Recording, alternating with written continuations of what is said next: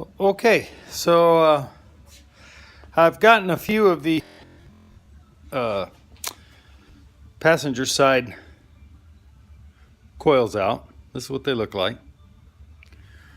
A couple little prongs right in there. You can see those. And this O-ring. And it's dry. No juicy juice on it.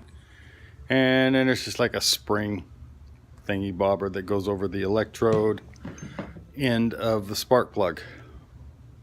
Okay. Spark plugs look really good. I don't quite I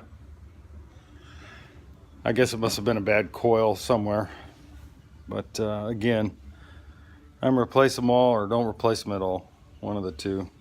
Some tools you need to get to the back, very back one. You're going to need plenty of extensions. What I was going to show you was doing one here. Got the spark plug back in. I want to point out a couple of things. If your spark plug, if you see this boot in here, this is a 5/8 spark plug socket, and they get stuck over there. You pull all your extensions out and whatnot, and then it's way down there in the dadgum back. And if you can see that, oh, right there's the hole. If you can see that down in there, and yeah, see, there's a hole right there. And if this little booger gets stuck down in there on the socket, on the spark plug, and you pull all your wrenches out or your extensions, this is down in the hole and you can't get hold of it. Here's a great little, you need to have one of these, because then you can actually just reach in and grab that little booger and wedge it off and pull it out. It's a little something I found that you need. This screwdriver, you take this thing and you go down on here and you can push down on this tab, and then that enables you with your other fingers to kind of wiggle this off. But long screwdriver, especially back here in the back. So I've got one spark plug in. Let's see if I can show you how to put in a coil without jacking my hands up anymore. I already have this morning. Trying not to work with gloves because of the camera. It doesn't want to work with my gloved fingers. And so hope y'all appreciate this, because I'm dadgum jacking my hands all up. Oh, let's see. I'm gonna need some light here. Where's my light? Come here, light. All right, so if you can see down in there, there's a little hole down in there. So I'm gonna take this, and I'm doing this dry. I'm not putting any silicone on this O-ring. It came out dry. This is the second time, but you can see there I got the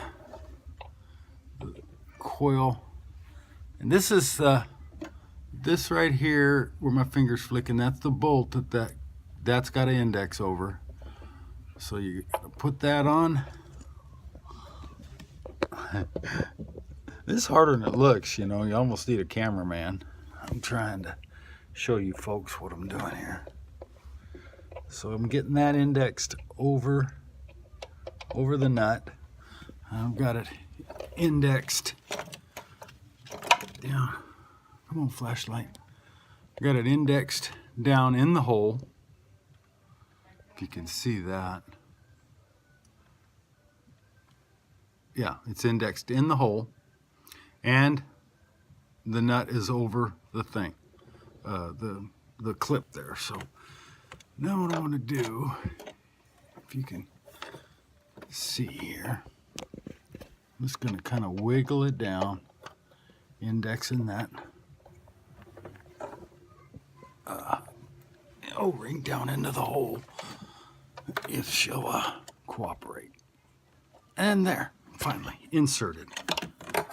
Okay, so you can see, I'm trying to help you to see. You can see that there, down at the very base, that flat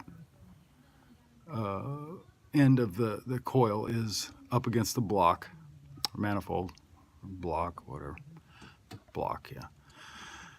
And so now I got to get this clip. You can see there's plenty of room for threading, and you can kind of, as you're tightening that up, that's going to be a snugger. You're not going to be jacking that down.